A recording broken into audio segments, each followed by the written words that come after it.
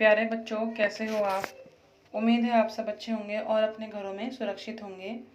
स्वागत है आप सभी का बेटा मेरे channel come to word study में। तो आप सभी पहले चैनल को सब्सक्राइब ज़रूर करें और बेल आइकन को ज़रूर दबाएं। ये है हमारी आज की कार्यपत्रक 5। तो बच्चों, इसमें हमें एक कविता दी गई है। तो ये कविता किसके ऊपर है? ये कविता उन लोगों के ऊपर है जो समस्या से कभी घबराते नहीं, जिनके सामने परेशानी आती है वो हमेशा उनका डट करके सामना करते हैं और वो लोग अन्य लोगों के लिए एक उदाहरण बनते हैं और समाज को एक नई दिशा प्रदान करते हैं।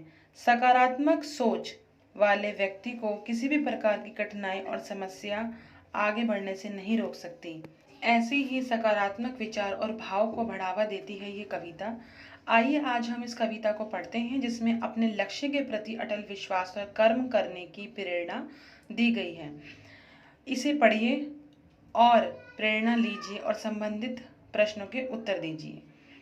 तो बच्चों, शुरू करते हैं हम लाश नहीं जो बह जाएं जीवन के अगम समंदर में। इन पंक्तियों में कवि कहता है कि हम ऐसी लाश नहीं है, यानी कि हम जीवित प्राणी हैं, कोई मरी हुई निर्जीव वस्तु नहीं है जो समंदर में डाल देने से बह जाए।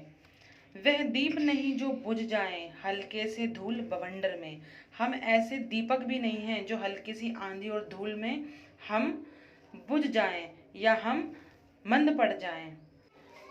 कवि अपनी कविता के माध्यम से ये बताना चाहते हैं कि हम ताकत के दृष्टांत वही जो सागर को भी मथ डालें। हमारे अंदर, हमारे का मतलब यहाँ पर उन लोगों से है जो दृढ़ इच्छा शक्ति अपने मन में रखते हैं और साथ ही साथ सकारात्मक सोच भी रखते हैं। तो कहते हैं कि हम ताकत के दृष्टांत मतलब ऐसे उदाहरण हैं जो सागर को भी मथ डालें, सागर को भी हम चला डालें, सागर को भी हम हिला डालें। जैसे घर में कभी दही को हम मथते हैं ना अच्छी तरह से, जब लस्सी बनानी होती है जब भी हम उसे मथते हैं अच्छी तरह से, जब हम उसे मिलाते हैं तब जाकर के लस्सी बनती है और हम उसे पीते हैं तब मज़ा आता है। तो ऐसे ही वो कह रहे हैं कि हमारे अंदर इतनी ताकत है, हम तो ऐसे उदाहरण हैं ताकत के कि सागर को भी मथ डालें। हम में विश्वास अटल इतना, हमारे अंदर इतना अटल विश्वास है, इतना गहरा विश्वास है जो सूरज से भी टकराने का दम रखता है, जो सूरज से भी टकरा लें। पग रोकें निर्मित राह नहीं, हमारे पग को रोक सके, हमारे पैरों को रोक सके ऐसी कोई राह बनी ही नहीं है। औकात नहीं गिरी कंदर में, ऐसी शक्ति किसी पहाड़ या पर्वत में नहीं है जो हमें रोक सके। मुश्किल बढ़ती है दिन प्रतिदिन, मुश्किलें बढ़ती ही जाती हैं। ऐसा कोई व्यक्ति नहीं है जिसके जीवन में मुश्किलें नहीं आती हैं। तो मुश्किलें तो आती हैं और दिन प्रतिदिन में बढ़ भी जाती हैं। यदि कार्य लगे मुश्किल कोई, जो गिरकर संभल नहीं सकते उनको ना मिले मंजिल कोई। तो कवि कहना चाहते हैं इन पंक्तियों के माध्यम से कि जो व्यक्ति अपनी गलतियों से सीख नहीं लेते, जो अपनी गलतियों से समझ नहीं लेते, वह व्यक्ति जीवन में कभी सफल नहीं हो सकते। आगे कहते हैं, इतिहास बने इससे पहले हो नाम अमर कैलेंडर में। यानी कि हम कुछ ऐसा करना चाहते हैं कि इतिहास बनने से पहले हमारा नाम जो है वो कैलेंडर में अमर हो जाए, लोग हमें हमेशा याद रखें। हमें इस तरह से काम करना चाहिए। हम क्रूर नियति के जबड़े से खुशियों का ग्रास निकालेंगे। हम नियति से, हम भाग्य से, भाग्य के जबड़ों से हम क्या करेंगे? खुशियों का ग्रास निकालेंगे। ग्रास क्या होता है? निवाला। कि हम अपनी खुशियों को भाग्य से छीन लाएंगे। और वो हम कैसे ला सकते हैं? जब हम एक दृढ़ निश्चय कर लें, हम ये ठान लें कि हमें ये कार्य करना है, हमें ये पाना है। उत्साह संजोकर इस दिल में विपदा का त्रास मिटा लेंगे, जीतेंगे मन उत्साहित है, आशा है इतनी अंदर में।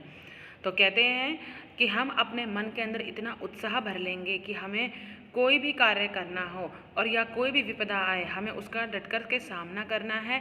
हम अपनी उस विपदा को जो है मिटा देंगे, उसे ख़त्म कर देंगे, क्योंकि हमारे मन के अंदर एक उत्साह भरा हुआ है और उस उत्साह के द्वारा ही हम अपनी उम्मीदों पर जीत जाएंगे। तो इसके आगे बेटा प्रश्न दिए हुए हैं। प्रश्न नंबर 1 है आपका कि उत्साही तथा सकारात्मक सोच वाले व्यक्ति की राह को किसी भी प्रकार की कठिनाई नहीं रोक सकती। ये बिल्कुल सही बात है। ये भाव जिन 2 पंक्तियों में है उसे कविता में आपको रेखांकित करना है। तो इसका उत्तर है पग रोके निर्मित राह नहीं, औकात नहीं गिरी कंदर में। ये पहले प्रश्न का उत्तर है। प्रश्न नंबर 2 है बच्चों, शब्दों का सही अर्थ से मिलान कीजिए।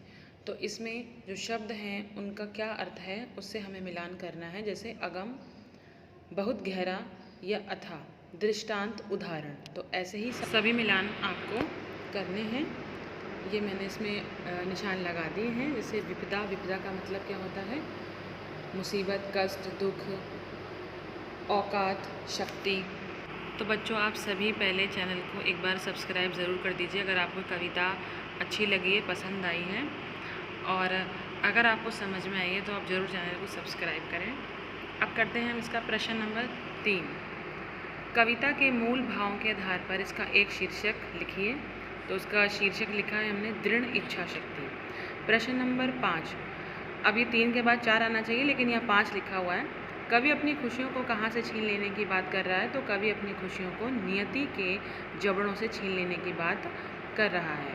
प्रश्न नंबर 6। जो गिर कर संभल नहीं सकते उनको न मिले मंजिल कोई, इन पंक्तियों का भाव लिखिए। कवि इन पंक्तियों के माध्यम से बताना चाहता है कि जो व्यक्ति गलती करने के बाद भी अपनी गलतियों से सीख नहीं लेते वे जीवन में कभी भी सफल नहीं हो सकते।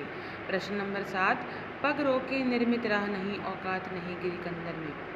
कवि कहना चाहता है कि यदि मनुष्य किसी भी काम को करने की ठान ले तो ऐसा कोई भी पहाड़, ऐसा कोई भी गुफा, ऐसा कोई भी रास्ता नहीं है जो उसे रोक सके।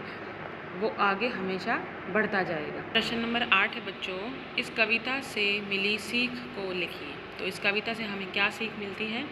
इस कविता से हमें ये सीख मिलती है कि मनुष्य को हमेशा एक सकारात्मक सोच रखनी चाहिए और उसे हमेशा एक दृढ़ निश्चय कर लेना चाहिए किसी भी काम को करने के लिए, तभी वह व्यक्ति जीवन में सफल हो सकता है। उसे उसकी मंजिल पाने से रोक नहीं सकता कोई भी।